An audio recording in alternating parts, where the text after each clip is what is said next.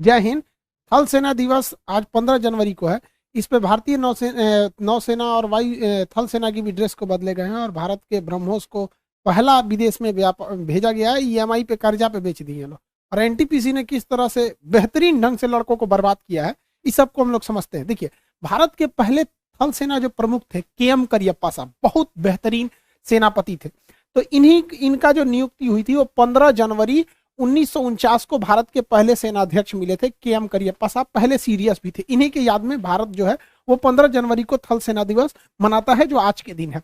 इस दिन क्या किया गया, भारतीय सेना का जो कॉम्बैट ड्रेस है, लड़ाई लड़ने वाले ड्रेस है, इसको चेंज किया गया। ये काफी पुराना मॉडल है, देखने में हमारी इसके साथ भावनाएं भी जुड़ी हैं, लेकिन ये लड़ाई के दौरान छुपते थे सैनिक, तो आराम से पता चल जाता था। तो सेना में एक क्वालिटी होता है कैमोफ्लाज। कैमोफ्लाज मतलब होता है कि आप छुप सकते हैं, वातावरण के हिसाब से छुप जाना, वो कैमोफ्लाज कहलाता है। तो ये कैमोफ्लाज में अच्छा सेट नहीं होता था, इसलिए भारतीय सेना की ड्रेस को चेंज किया गया। ये झाड़ियों में, पत्थरों पे, रेगिस्तानों में कहीं भी अच्छे से सेटल हो सकता है। इसे डिजिटली हम लोग नया डिजाइन किए हैं। इसे डिजाइन करने का काम जो किया है national institute of fashion technology जो है चेन्नई, इसने बनाया है। ये काफी सोच समझ के इस ड्रेस को बनाया गया। ये ड्रेस काफी हल्का है, गर्मी के दिन में इससे ज्यादा गर्मी नहीं लगेगी, पसीना को वगैरह ज्यादा नहीं होगा। ठंडी के दिन में ना ही इसमें बहुत ज्यादा ठंड लगेगा, यानी दोनों में इको फ्रेंडली हो जाएगा, क्लाइमेट फ्रेंडली होगा। इस पे डिजिटल पैटर्न्स को बनाए गए हैं ताकि हर तरह जगहों में ये छुप जाए। 15 तरह के अलग अलग क्वालिटी के कपड़ों में से मर्ज करके इसे बनाया गया है, अलग अलग कैटेगरी के। ना ये सूती है, ना नाइलॉन है, ना कुछ है, एकदम स्पेशल कैटेगरी के 15 अलग अलग टाइप के हैं।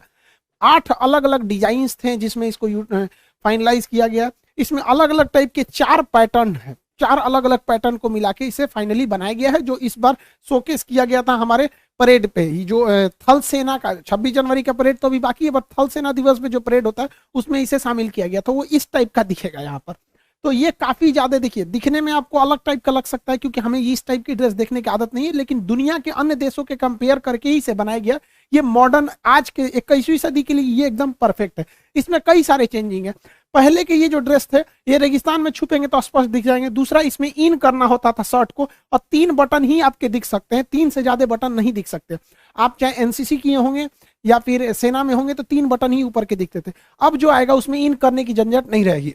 इससे क्या है कि सेना वालों को काफी रिलीफ मिलेगा, कहीं पहाड़ वगैरह पे चढ़ने में काफी आसानी होगी। बेल्ट लगाएंगे, बेल्ट अंदर रहेगा, आर्मी की बेल्ट बहुत जबरदस्त होती है, बट इन करने का झमेला नहीं रहेगा। दूसरा, ये कैमोफ्लाज। कैमोफ्लाज मतलब अगल बगल के जगह के हिसाब से हमारा ड्रेस दिखता है या नहीं, तो कैमोफ्लाज के हिसाब से ये बहुत बेस्ट है। जैसे यहाँ देखिए, ये सैनिक पहाड़ के अंदर से यहाँ पर यूएस आर्मी का ये ड्रेस है, तो इसमें अगर हम लोग ये वाला ड्रेस पहन के अगर गए रहते हैं तो कैमोफ्लाज अच्छे से नहीं हो पाता। और देखेंगे पहाड़ी या रेगिस्तानी एरिया में ये वातावरण के हिसाब से ये बेहतरीन ढंग से कैमोफ्लाज कर गया, लेकिन अगर ये वाला ड्रेस यहाँ पे अगर फिट किया जाएगा तो देखिए इजीली ये डिटेक्ट हो जाएगा। इसलिए कैमोफ्लाज अच्छा हो सके इसलिए आर्मी ने भी अपने ड्रेस को चेंज किया। हालांकि नेवी पिछले साल ही अपने ड्रेस को चेंज की थी। आप देखिए, आर्मी का ये कॉम्बैक्ट ड्रेस है, जबकि नेवी का कॉम्बैक्ट ड्रेस पिछले साल ही चेंज हो गया था। नेवी के ड्रेस में देखिएगा ब्लू वाला हिस्सा ज्यादा है। इससे क्या होगा कि अगर ये समुद्र वगैरह के एरिया में कहीं जाते हैं तो समझ में नहीं आएगा दुश्मनों को कि समुद्र है या वहां पे कोई कचड़ा वगैरह या पेड़ पौधा गिरा हुआ है। इससे छुपने में काफी ज्यादा सहूलियत हो जाएगी नेवी को।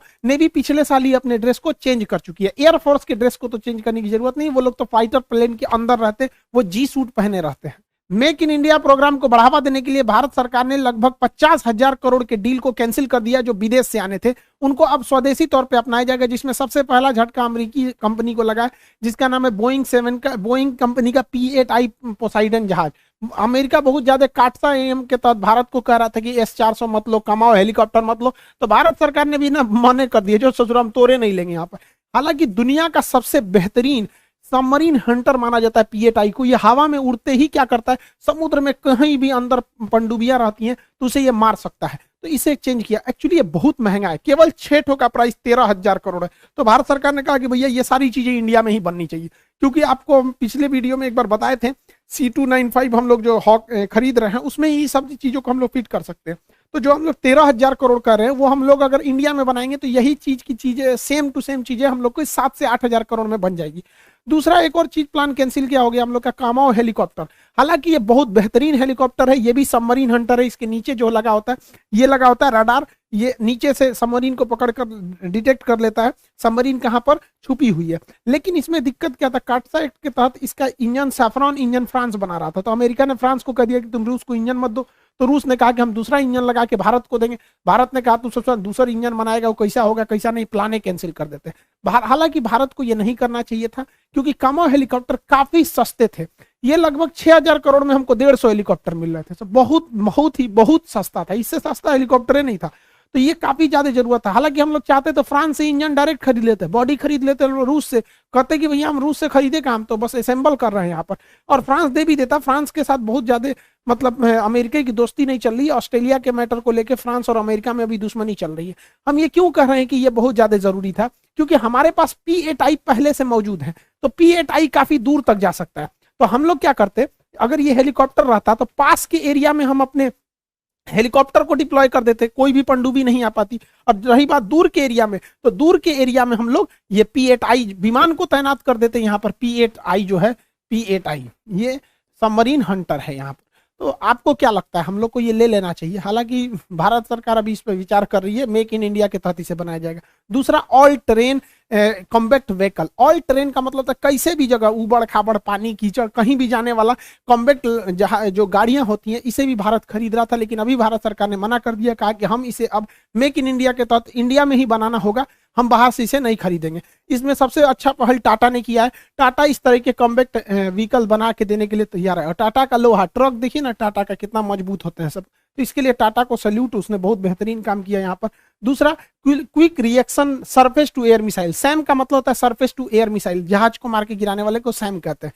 लॉन्ग रेंज रहेगा तो LR सैम रहेगा, मीडियम रेंज रहेगा तो MR सैम रहेगा। बस लॉन्ग रेंज है तो LR रखिए, सैम सब में रहेगा surface to air. Medium range है तो MR सैम हो जाएगा, शॉर्ट रेंज है तो शॉर्ट रेंज हो जाएगा।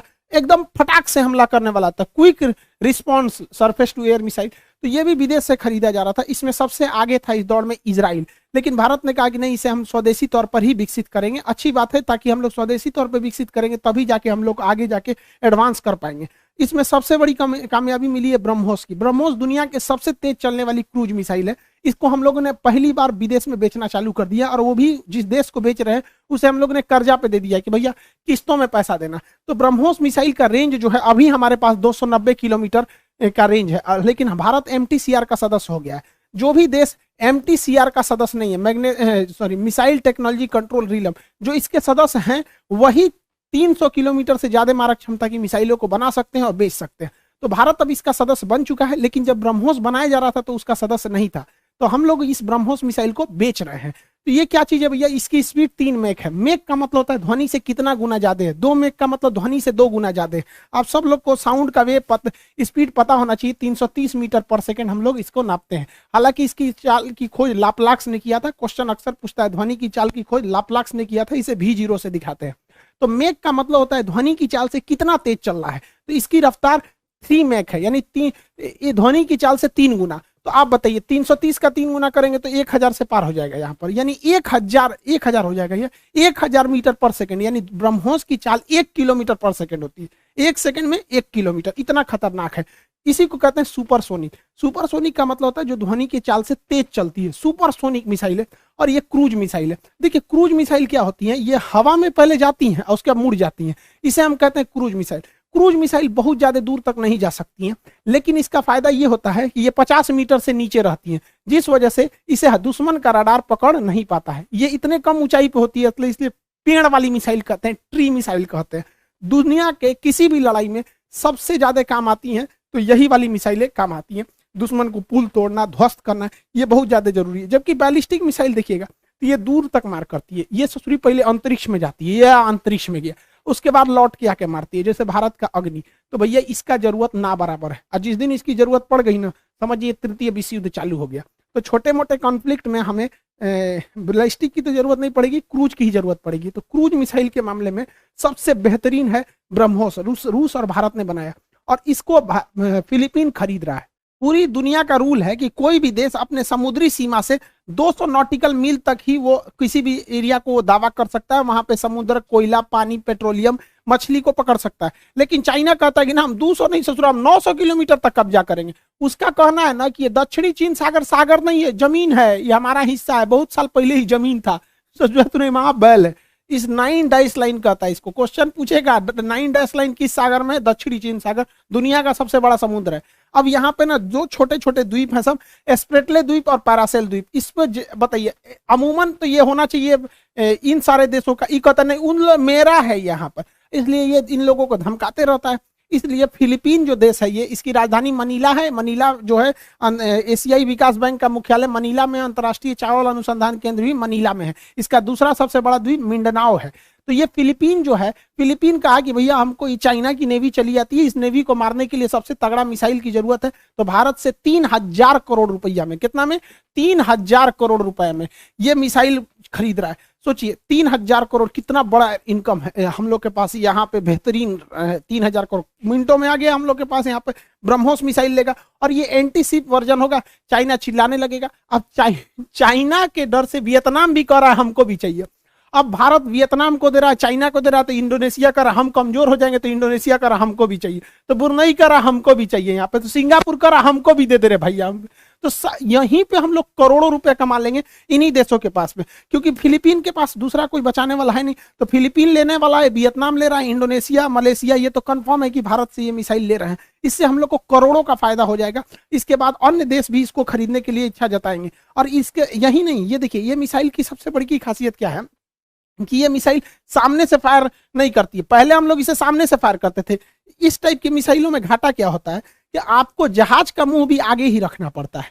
जैसे मान के चलिए उधर दुश्मन का जहाज है, तो ऐसे मिसाइल थोड़ा आएगी, आपको जहाज भी घुमाना पड़ेगा। लेकिन भारत ने इसको इतना एडवांस बनाया है कि आगे अब रखने की जरूरत ही नहीं है। इसमें वर्टिकल लॉन्च है, पहले ऊपर चल जाएगा, उसके बाद कहिए कि किन्ने मुड़ना है। अब मान के चलिए 90 डिग्री चला गया, अब किधरों मोड़ दीजिए, उसको क्या फर्क पड़ता है। लेकिन अगर ऐसे रहेगा तो फिर पीछे तो नहीं मार सकता है, ये कहीं भी रहेगा 360 डिग्री पे मार सकता है। यही वाला खरीद रहा है लोग, पूरी दुनिया का सबसे तेज। और ये क्रूज मिसाइल है बेहतरीन। भारत के पास जो है वो तो स्टील थे, रेडारों में नहीं आएगा। तो हम लोग का नेवल वर्जन तैयार है और एयरफोर्स वाला भी वर्जन तैयार है। तो अगर वो नेवी का खरीदा है तो अगले दिन एयरफोर्स का भी खरीदेगा। एयरफोर्स के अलावा जमीन पर भी मार करने वाला अवेलेबल है, ये भी खरीदेगा वहां पे। अब पानी के अंदर से बताइए तो मिसाइल कहां से आया है? तो पानी के अंदर कोई पनडुब्बी होगी, वही छोड़ी है यहाँ पे। हमारे पास हर टाइप का ब्रह्मोस है। तो भारत पहली बार, बचपन में हम लोग देखते थे भारत खाली हथियार खरीद रहा है, अब इतना खुशी होता है कि भारत हथियार अब बेच भी रहा है। आसियान देशों में ब्रह्मोस बेचने के बाद भारत का अगला टारगेट रहेगा ये ब्राजील और अर्जेंटीना में इसको बेचना। ये अगर इसको बेचेंगे तो हम लोग के पास बहुत ज्यादा डिफेंस को बेच के फायदे हो जाएंगे। देखिए आज वायुसेना ने भी अपना रिपोर्ट को पब्लिक कर दिया, जो हमारे सीडीएस बिपिन रावत सर का तमिलनाडु के कुल्लूर में जो MI-17 V5 हेलीकॉप्टर क्रैश किया था, इसका ब्लैक बॉक्स के जो भी जांच किया गया, इसमें जो भी वॉइस को देखा गया, इसके आधार पर बताया गया कि किसी भी प्रकार का मैकेनिकल या टेक्निकल फेलियर इसमें नहीं देखा गया था। कारण बताया गया कि इसमें अचानक से घना कोहरा इतना तेज छा गया कि पायलट की विजुअलिटी पूरी तरह से खत्म हो गई, और पायलट की विजुअलिटी खत्म होने के बाद ये टकरा गए और एक कैजुअलिटी हुई। हमने अपना एक महान योद्धा को खो दिया, तो उसका एक दुख था। तो अभी क्या हुआ, रिजल्ट आया रेलवे RRB NTPC का। इसने लड़कों को एक नया दुख देके रख दिया। इसने क्या किया है कि कहा था कि 20 गुना रिजल्ट देंगे। इसकी कहानी टोटल सुनिए। 2019 में इसकी वैकेंसी निकली, एग्जाम में नहीं ले रहा था। 2020 में हम लोगों ने speak up for railway SSC का कैंपेन चलाया, तब ससुरा एग्जाम लिया। एग्जाम लेने के बाद क्या किया, रिजल्ट नहीं दिया। फिर दिसंबर 2021 में हम लोग कैंपेन किए, 8 मिलियन ट्वीट किए लोग कि रिजल्ट दो, तो रिजल्ट दिया ससुरा। रिजल्ट में कहा था 20 गुना देंगे, 3 से 4 गुना रिजल्ट दिया है, और कह रहा है कि 20 गुना है। कैसे किया? इतना बड़का चोर है ससुराई कि एक लड़का का, एक कैंडिडेट का 4 बार रिजल्ट दिया और उसको 4 जगह गिन रहा है। देखो 4 गुना है यहाँ पे, यहाँ पे। तो ये नौटंकी करके रख दिया। हम इसका एकदम जीता जागता हम आपको लाइव एग्जाम्पल देते हैं। यहाँ पे देखिए, जैसे देखिए PK सर है, मैथ पढ़ाते, पहले ये धनबाद में रेलवे डिपार्टमेंट में थे, नौकरी छोड़ के आए, लड़कों के लिए मैथ वाला बताए। 2019 में अमूमन क्या होता है, पैटर्न जानने के लिए भी फॉर्म भर देते हैं, तो सर भी फॉर्म भरे थे। इनका रिजल्ट 3 जगह दिया है, खुद नौकरी छोड़ के आ रहे हैं। यहाँ भी रिजल्ट दिया है, यहाँ भी दिया है, यहाँ भी दिया है, जबकि सर को कहीं नौकरी नहीं करना। वो अमूमन आदमी ऐसे भर देता था कि चलो पैटर्न को देखना है। और ये 2019 का है, ये 2022 में किसको पता रहता है क्या होगा क्या नहीं रहेगा। तो एक आदमी का 3-3, 4-4 जगह रिजल्ट दे रहा है। अब सर को तो ऑलरेडी जॉब छोड़ के आए हैं, और उसके बाद से कहाँ जॉब करेंगे, इनका 3-3 जगह रिजल्ट दिया, बताइए। अरे भैया पहले रिजल्ट दे देते, सबका एक लिस्ट निकालते, जिसका जैसा नंबर उस हिसाब से रिजल्ट देना चाहिए था, लेकिन नहीं, सोच रहा एक के बार में 3 आदमी का दे दिया, बाद में सिलेक्शन एक ही जगह का होगा। यहाँ पे जो सीट बच जाएगी उस सीट को बेच दिया जाएगा ब्लैक में, वहां पे यही तो हो जाता है यहाँ पे। रेलवे वाले भी सब पिकुलियर है, पिकुलियर नहीं वो कहिए पिकुलियर के पावर एन है। जैसे हम लोग सर एग्जाम में बैठते रहते हैं कि पैटर्न देखते हैं कि जो स्टूडेंट को पढ़ा रहे हैं वो उस पैटर्न पर आ रहा है कि नहीं, और क्या दिया जाए। तो हम दिए, तो ये देखिए तीनों जगह हमको दिया गया। जिस प्रकार के पीछे बार जो एनटीपीसी में दिया रिजल्ट, जैसे पहले पीटी लिया गया, उसके बाद फिर पीटी में सबका रिजल्ट हुआ, उसके बाद मेंस में फिर साइको दीजिए अपना पोस्ट बाय पोस्ट, जिनका टाइपिंग था वो टाइपिंग दिया। लेकिन अभी क्या किया कि सर पहले ही बार पीटी में ही पोस्ट वाइज कर दिया। लेकिन ऐसे सरकार को नहीं करना चाहिए था, रेलवे चेयरमैन को मेन था कि सर पहले पीटी में सबका क्लियर कर देता। 20 गुना सिर्फ नाम मात्र का, लगभग 3 से 4 गुना। जैसे एक ही विद्यार्थी को 5 बार गिना जा रहा, तो 4×5 20 गुना उसी को कर दिया। देखिए इसमें एक और समस्या क्या है, इंटर वालों को तो पूरा बर्बाद कर दिया है। इंटर वालों को तो मतलब ऐसा बर्बाद किया जिसका कोई हद नहीं। ग्रेजुएशन वालों को तो थोड़ा बहुत बक्सा भी है इस वजह से। देखिए दूसरा है कि हम लोग जो 3 टीचर पॉलिसी थी कि भाई एक पहले हम पढ़ा देते थे, सारे टीचर पहले एक बार पढ़ाते, फिर दूसरे टीचर आएंगे उसको रिवीजन कराएंगे, तीसरे टीचर आके उससे क्वेश्चन पूछेंगे। और जो ऑफलाइन में आएंगे लड़के उनके लिए तो 4 टीचर पॉलिसी रखे, एक स्पेशल टीचर लाठी लेके खाली पीटने के लिए वहां पर।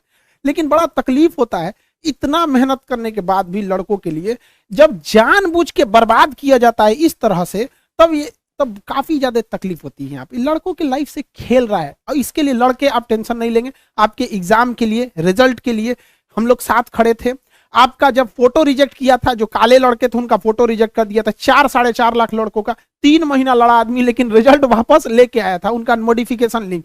इसको भी सुधारा जाएगा। और एक स्टूडेंट क्या कह रहा था कि सर आप हम लोग के लिए आवाज उठाइए। अरे यार तुम्हें बोलना पड़ेगा कि स्टूडेंट के लिए आवाज उठाएं। हम किस समय आपकी आवाज नहीं उठाएं?